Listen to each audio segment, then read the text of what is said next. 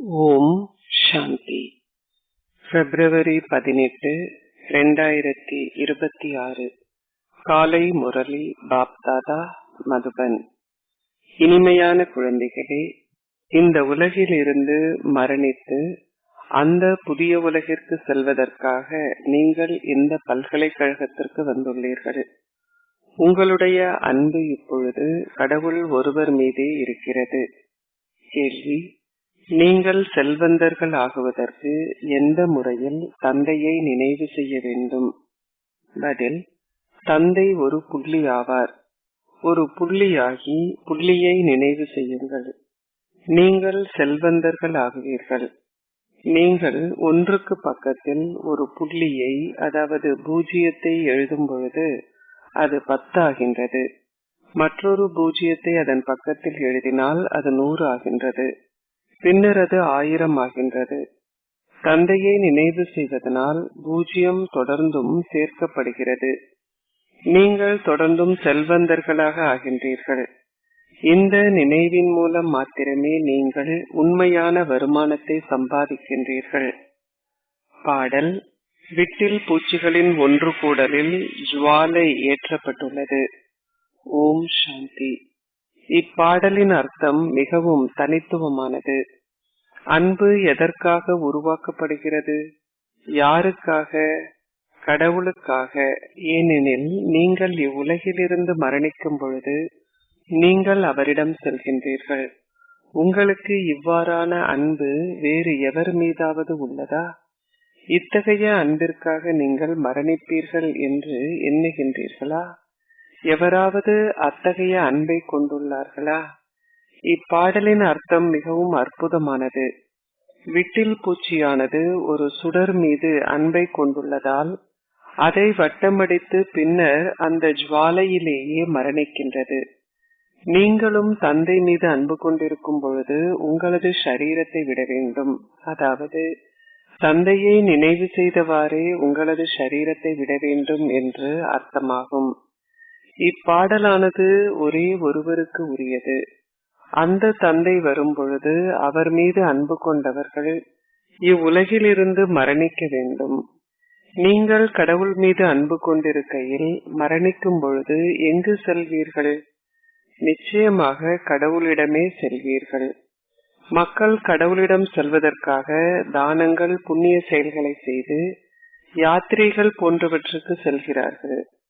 ஒருவர் இறக்கும் தருவாயில் உள்ள பொழுதும் கடவுளை நினைவு செய்யுமாறு மக்கள் அவரிடம் கூறுகின்றனர். கடவுள் மிகவும் புகழ் வாய்ந்தவர். அவர் வரும் பொழுது முழு உலகையுமே முடிவுக்கு கொண்டு வருகின்றார்.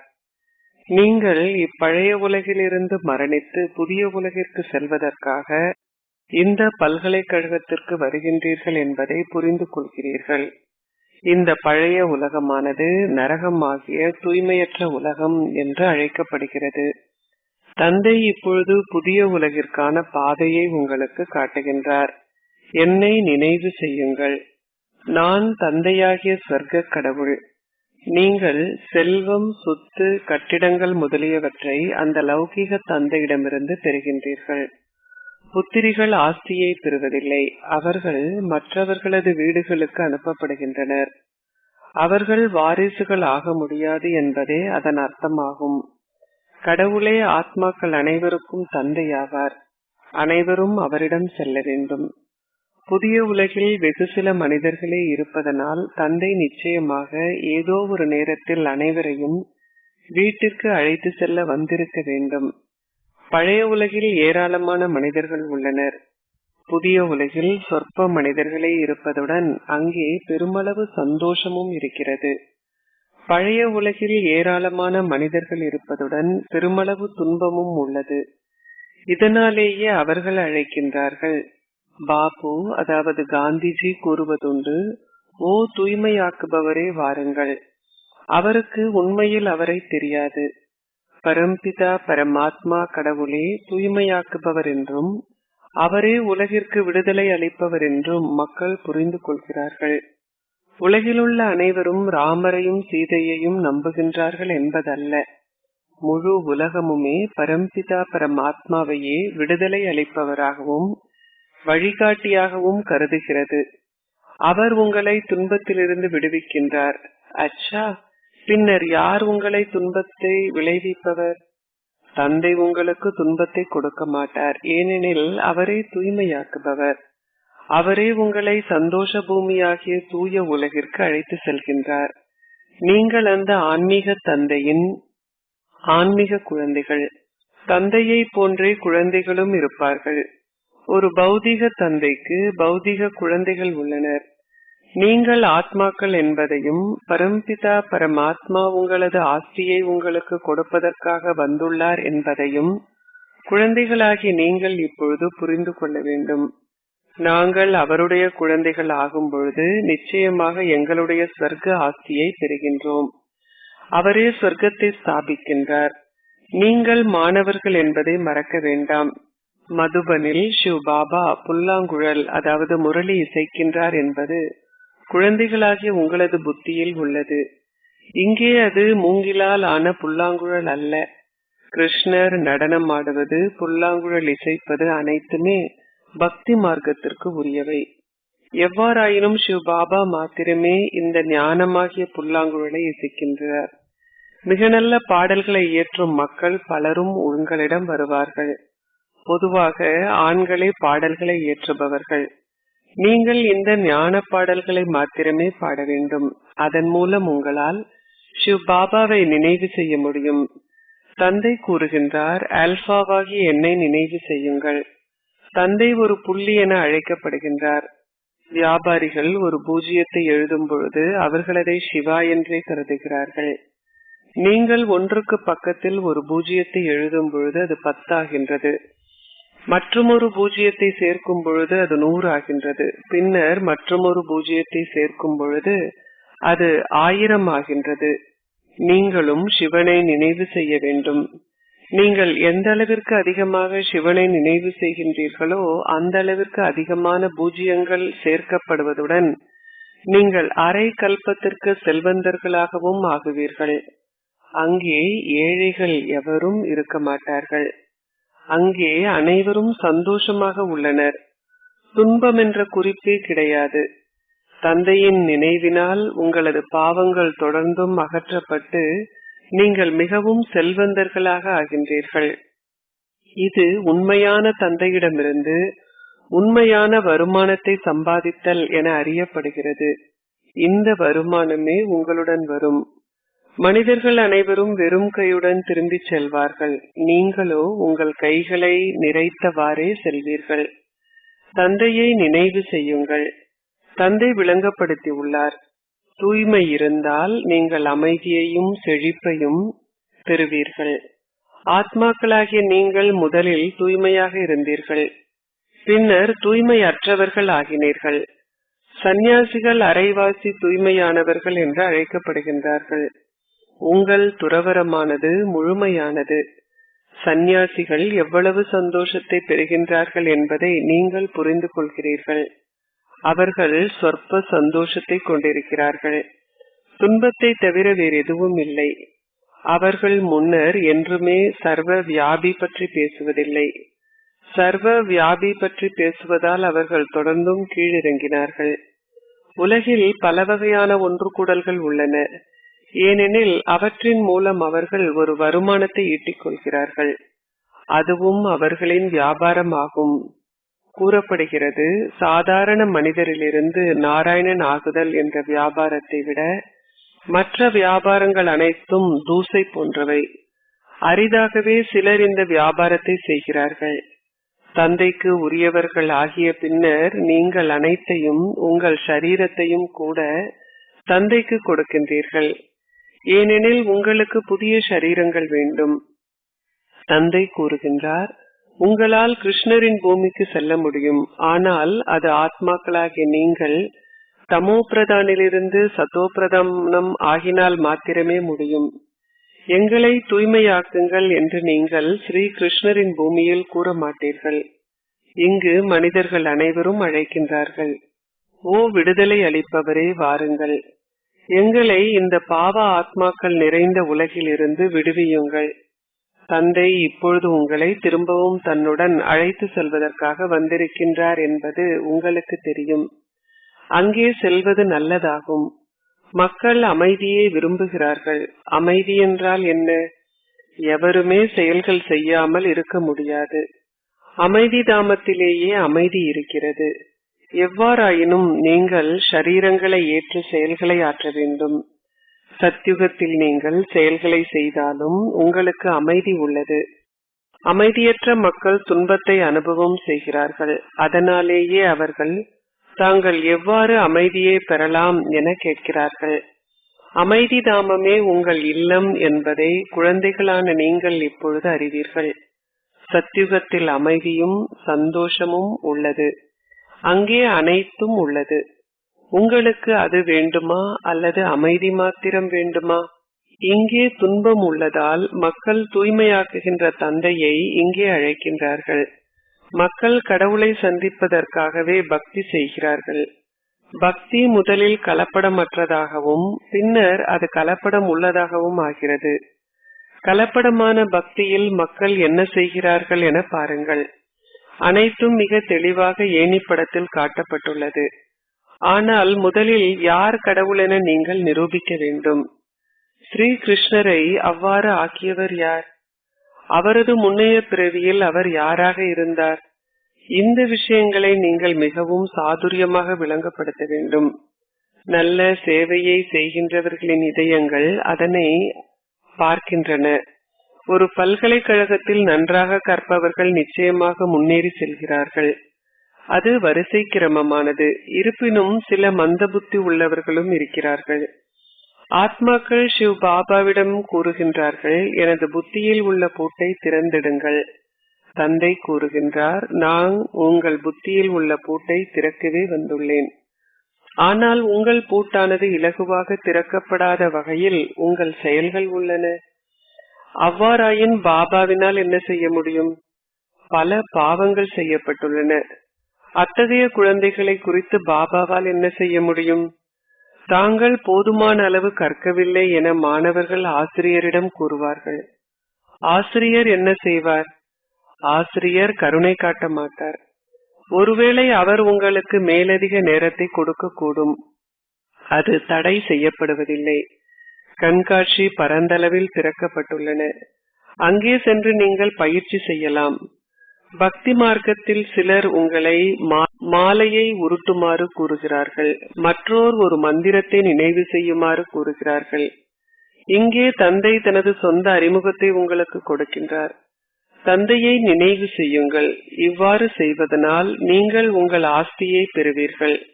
எனவே உங்கள் முழு ஆஸ்தியையும் தந்தையிடமிருந்து நீங்கள் மிகவும் நன்றாக பெற்றுக் கொள்ள வேண்டும்.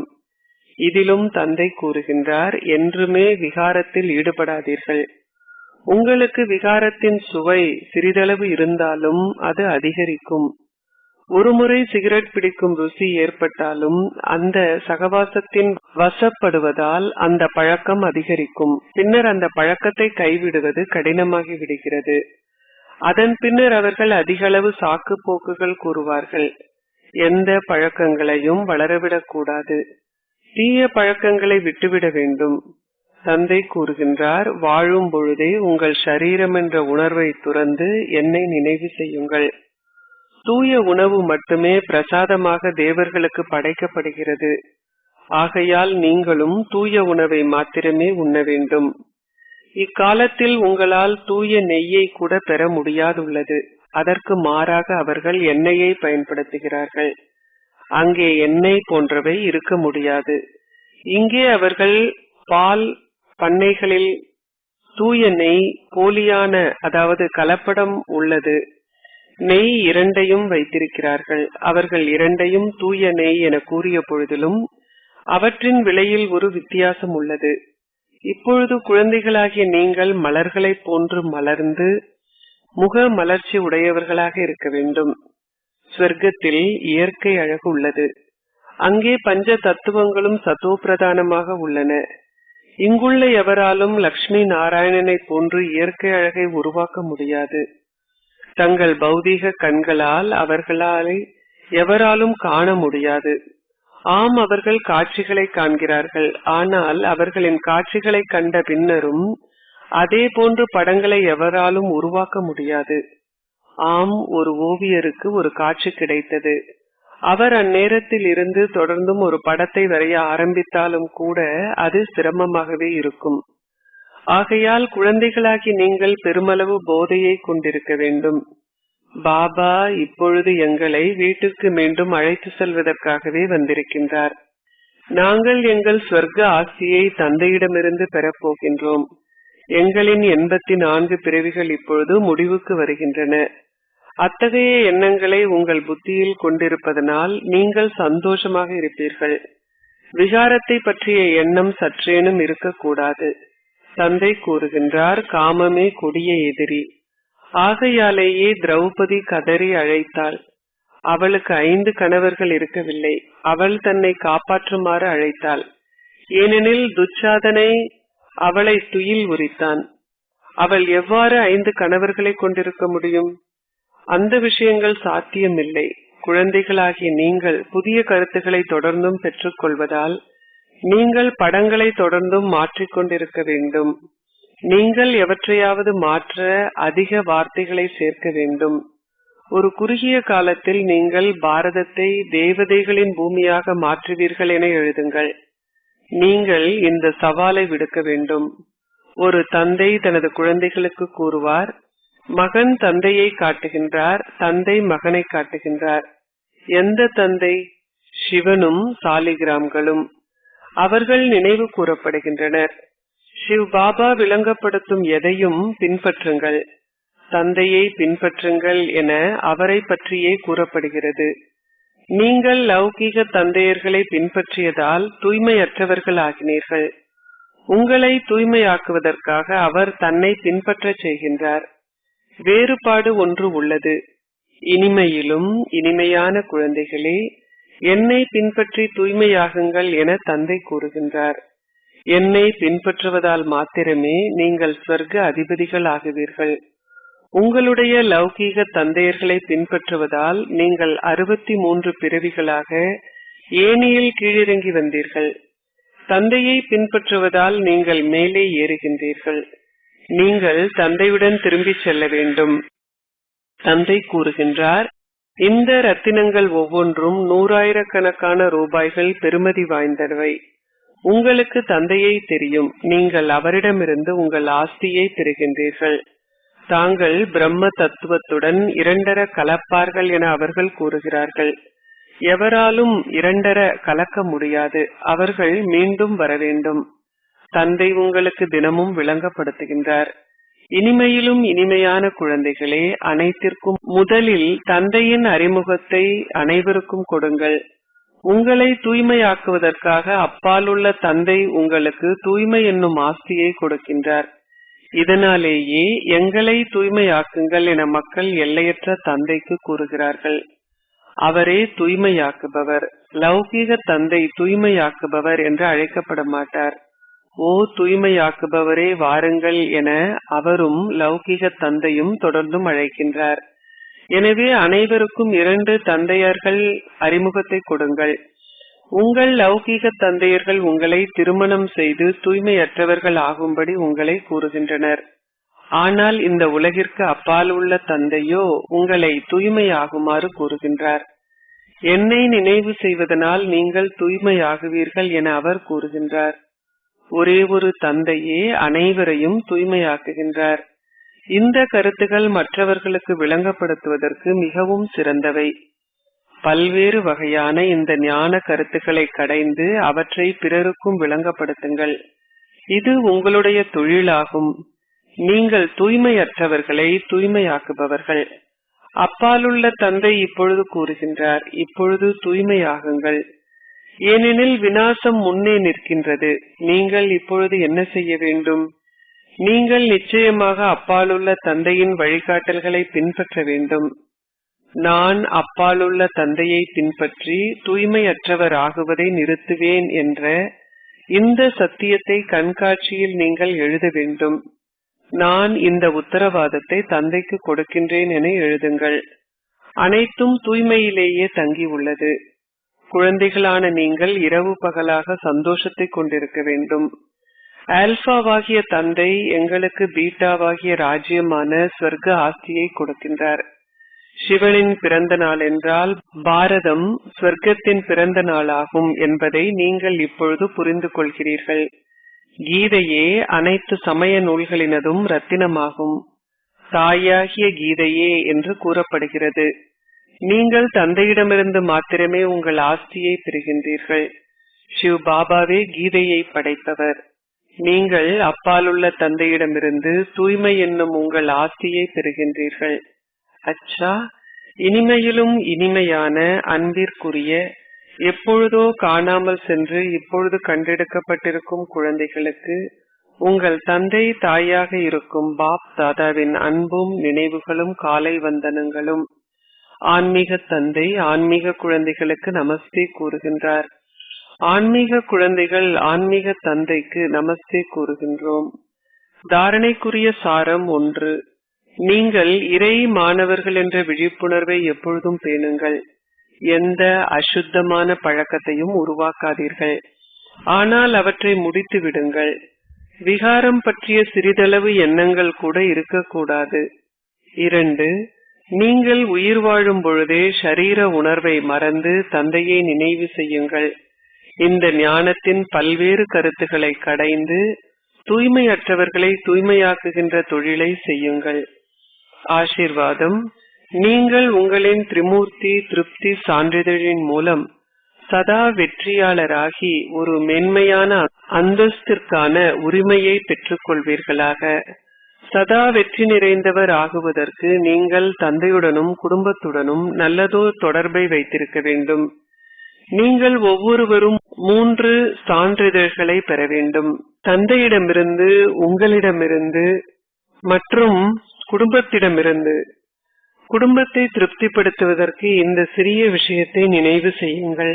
மரியாதை கொடுக்கின்ற இசைத்தட்டு சதா இசைக்க வேண்டும். இதில் சுயநலமற்றவர் ஆகுங்கள். தந்தையை திருப்திப்படுத்துவதற்கு நேர்மையாக இருங்கள். உங்களை திருப்தியாக வைத்திருப்பதற்கு சதா ஸ்ரீமத் என்ற கோட்பாட்டிற்குள் இருங்கள். இந்த 3 சான்றிதழ்களும் உங்களை உயர்ந்ததோர் அந்தஸ்திற்கான உரிமையை பெறச் செய்யும். ஸ்லோகம். ரூபத்தை பார்க்காமல் உயிர் வாழும் ரூபத்தை தெய்வீக செயல்களையும் பார்ப்பவர்கள் மேன்மையான நடத்தையை கொண்டிருப்பார்கள். அவ்யக்த இஷாரா. ஒற்றுமை மற்றும் நம்பிக்கை என்ற சிறப்பியல்புடன் வெற்றி நிறைந்தவராகுங்கள். ஆத்மாக்கள் அனைவருக்கும் இந்த ஞானோதயத்தை வழங்குவதற்கு நீங்கள் தொடர்ந்தும் நல்ல ஆசிகளையும் உபகார உணர்வுகளையும் கொண்டிருப்பதற்கு முயற்சி செய்யுங்கள். அதேபோல் நிலையான ஸ்திதியில் ஸ்திரமாக இருப்பதன் மூலம் இந்த தெய்வீக ஒன்று கூடலின் சக்தியை அதிகரிப்பதற்கு வெவ்வேறு வழிமுறைகளை முயற்சி செய்யுங்கள். இவ்வாறு செய்வதன் மூலம் மக்களால் நடைமுறை ரீதியாக இந்த தெய்வீக ஒன்று கூடலின் ரூபத்தை காட்சியை காணக்கூடியதாக இருக்கும். இந்த தெய்வீக ஒன்று கூடலின் சம்பூர்ணமான ஸ்திரமான மற்றும் நிலையான ஸ்திதி பிரபல்யம் அடையும் பொழுது பாப் தாதாவை வெளிப்படுத்துதல் நெருக்கமாக வந்துவிடும். ஓம் சாந்தி.